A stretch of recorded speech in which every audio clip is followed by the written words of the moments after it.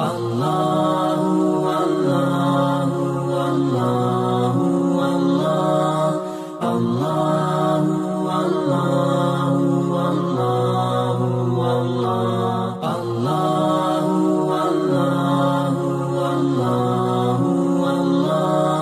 آپ کے ساتھ علی بن اشتراک رکن الدین درجہ المکتب جامعہ اسلامیہ کرگدے کے طالب علم ہوں۔ میں آپ کے سامنے حضرت مولانا طاہر جمیل صاحب دامت برکاتہم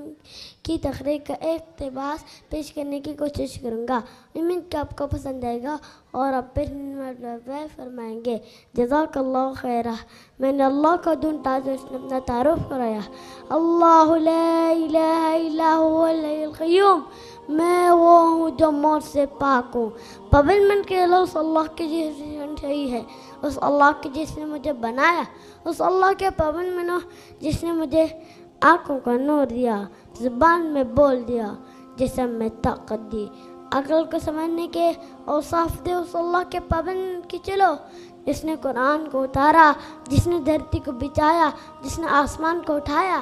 آسمان کی چھت میرے اللہ کے قبضے میں ہے، زمین کا فرش میرے اللہ کے قبضے میں ہے، ہوا کے جھونکے میرے اللہ کے قبضے میں ہے، سردی کا موسم میرے اللہ کا ارادہ ہے، گرمی کی تپش میرے اللہ کا ارادہ ہے، بادلوں سے پانی کا گرنا میرے اللہ کا ارادہ ہے، برف کا گرنا میرے اللہ کی بادشاہی ہے، اور طوفانوں کا آنا، بجلیوں کا چمکنا، بادلوں کی گرج، موسموں کا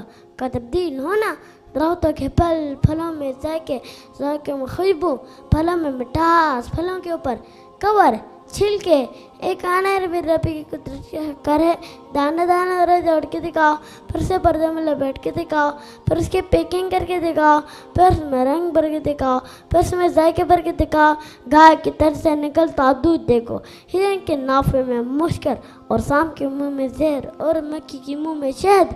آدم کی ساری نسل کا مالک، دو پاؤں میں چلنے والے پر بادشاہ، چار پاؤں میں چلنے والے پر مالک، پانی کی مخلوق، ہوا کی مخلوق، زمین کی مخلوق، رینگنے والے، اڑنے والے، تیرنے والے، چپکنے والے، پھاڑنے والے، تھانے والے، ڈسنے والے، سب پر میں اللہ کی شانشاہی ہے۔ للہ ملک السماوات والارض وما فیہن، لہو ما